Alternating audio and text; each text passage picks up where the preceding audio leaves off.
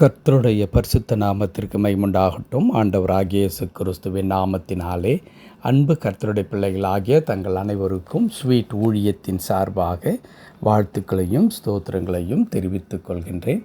மத்தேயு எழுதின நற்செய்தி நூல் 8ஆம் அதிகாரம் 10வது வசனம். மத்தேயு 8ஆம் அதிகாரம் வசனம் 10.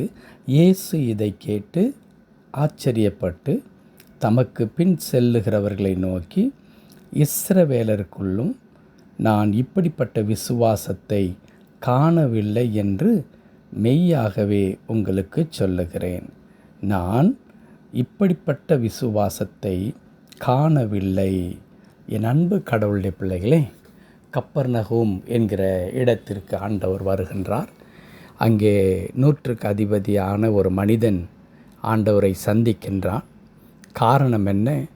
வேலைக்காரர்களில் ஒருவன் சுகவீனமாயிருக்கின்றான்.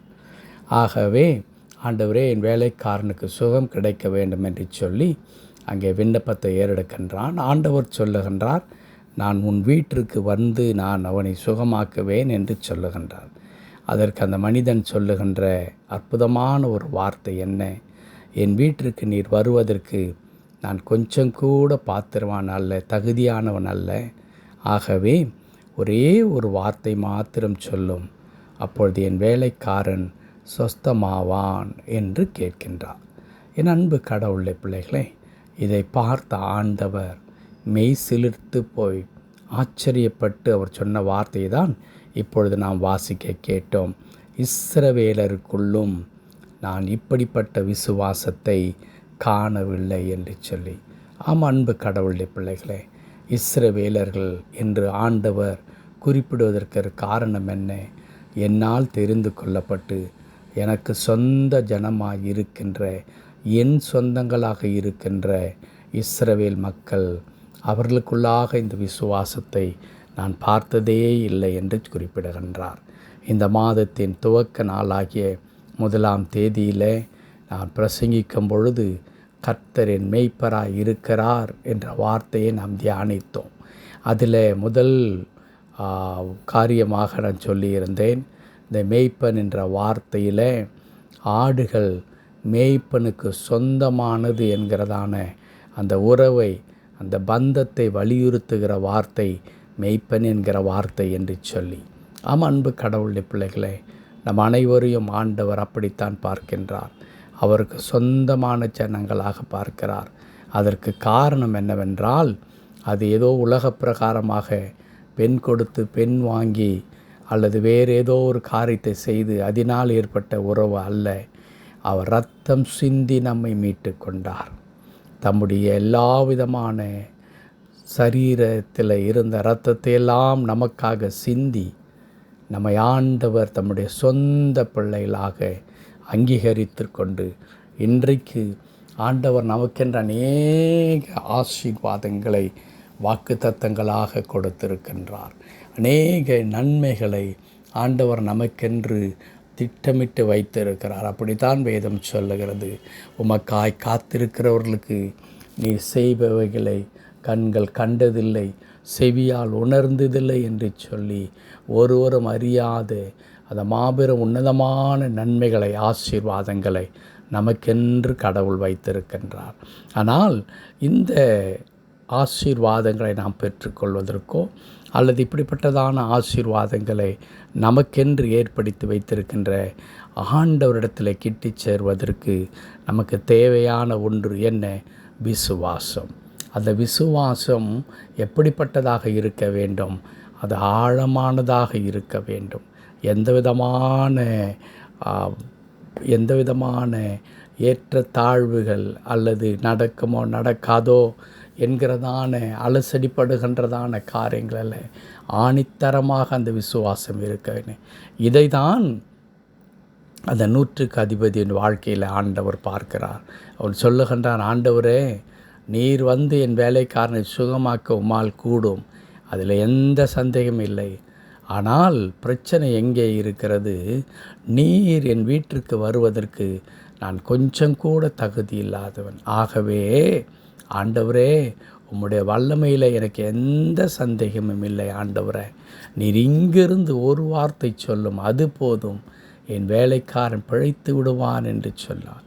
அதே வண்ணமாய் அதை தொடர்ந்து வாசிக்கிற வசனங்கள் சொல்லுகின்றது, வேலைக்காரன் பிழைக்கின்றான், அதுவும் நீ போ, வேலைக்காரன் பிழைத்து விட்டான் என்று ஆண்டவர் சொல்லி அனுப்புகிற அதே நேரத்தில் தூரத்திலே இருந்த அந்த வேலைக்காரன் சுகமடைகின்றான். அத்தனை வல்லமை நிறைந்த கடவுள் நம்முடைய கடவுள். நான் அவர் எதிர்பார்ப்பது என்ன? வேறு என்ன தகுதியை நம்மிடத்தில் எதிர்பார்க்கிறார்? வேறொரு தகுதி அல்ல, விசுவாசம். ஆண்டவர் மீது அந்த ஆழமான விசுவாசத்தை நாம் வைக்க வேண்டும். அந்த 100க்கு அதிபதியினுடைய விசுவாசம் இயேசு ஆண்டவரை அப்படியே பிரமிக்க செய்தது. அவ்வளோ ஆணித்தரமாய் ஆழமாய் விசுவாசிக்கின்றான். அந்த விசுவாசத்தோடு சொல்லுகிறான், நீர் ஒரே ஒரு வார்த்தை மாத்திரம் சொல்லிவிடும். இன்றைக்கு நம்முடைய ஜெபங்கள் எப்படி இருக்கிறது? நாம் ஊக்கத்தோடு உற்சாகத்தோடும் அப்படியே ஆவிலே நிறைந்து, ஏன் சில நேரங்களில் உபவாசித்து கூட ஜெபித்து விட்டு அடுத்த நிமிடம் நம்முடைய உள்ளத்தில் என்ன எண்ணம் வருகிறது என்றால், இது நடக்குமா நடக்காதா, இது நடக்காமற் போகும் பொழுது நாம் என்ன செய்ய வேண்டும் என்று சொல்லி பல கேள்விகளை நாமே கேட்டு அதற்கென்று விடைகளையும் நாமே ஒழுங்கு செய்து விடுகின்றோம். இதுதான் ஆண்டவருடைய பார்வையில் அது உகந்ததாக இல்லாதிருக்கிறது. என் அன்பு கடவுளுடைய பிள்ளைகளை, ஆண்டவர் நம்முடைய வாழ்க்கையில் அசைக்க முடியாத விசுவாசத்தை எதிர்பார்க்கிறார். அசைக்க முடியாதது என்று இங்கே சொல்லும் பொழுது அது மலையளவு பெரிதாக இருக்க வேண்டும் என்று கொஞ்சம் கூட அவசியமில்லை. அது கடுகளவு இருந்தால் போதும், நம்முடைய வாழ்க்கையில் மாபெரும் மாற்றங்களை நாம் பார்க்க முடியும்.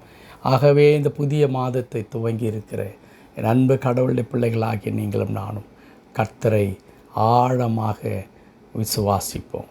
மாபெரும் அற்புதங்களை கடவுள் நம்முடைய வாழ்க்கையில் செய்வார். ஜெபிக்கலாமா? கிருபை நிறைந்த நல்லாண்டவரே, நாங்கள் உம்மை துதிக்கிறோம், உமக்கு நன்றி செலுத்துகிறோம். உம்முடைய சொந்த ஜனங்களாகிய இஸ்ரவேலருக்குள்ளாக அப்படிப்பட்ட விசுவாசம் இல்லாமல் இருக்கிறதை இன்றைக்கும் நாங்கள் பார்த்து கொண்டிருக்கிறோம். ஆவிக்குரிய சிலவேலராகிய எங்கள் வாழ்க்கையில் கூட கர்த்தாவே, இந்த அவிசுவாசம் அடிக்கடி தலை தூக்கி ஆண்டவரே உம்முடைய வல்லமையை சந்தேகிக்க செய்வது மாத்திரமல்ல, இது நடக்காது, இது வராது, இவ்வளவுதான் என் தலையெழுத்து என்ற இடத்திற்கே நாங்கள் வந்து விடுகிறோம் சுவாமி. இதுதான் இன்றைக்கு அநேக ஆண்டவரே கடவுளுடைய பிள்ளைகளுடைய வாழ்க்கையில் பிரச்சனையாகவே இருந்து கொண்டிருக்கிறது. எங்களை அர்ப்பணிக்கிறோம் ஐயா. எங்களுடைய விசுவாசத்தை வர்த்திக்க செய்து ஆண்டவரே உம்மை ஆழமாய் பற்றி கொண்டு அதன் மூலமாக எங்களுக்காக நீ வைத்திருக்கிறதான நன்மைகளை ஆண்டவரே நாங்கள் தொடர்ந்து கர்த்தாவே ஆண்டவரே நிறைவாக எங்கள் வாழ்க்கையில் பெற்றுக்கொள்ள உதவி செய்யும். இந்த 100க்கு அதிபதியைப் போல ஆண்டவர் எங்களுக்கும் அந்த விசுவாசம் வேண்டும். என் ஆண்டவர் சொல்லப் போகிற ஒவ்வொரு வார்த்தைகளும் எங்கள் வாழ்க்கையில் அப்படியே நிறைவேறும் என்பதை விசுவாசிக்க எங்களுக்கு உதவி செய்யும். திருக்கரத்தில் தாழ்த்தி அர்ப்பணிக்கின்றோம். எங்களை பொறுப்படுத்திக் கொள்ளும் மீட்பர் நாமத்தில் பிதாவே. ஆமென், ஆமென்.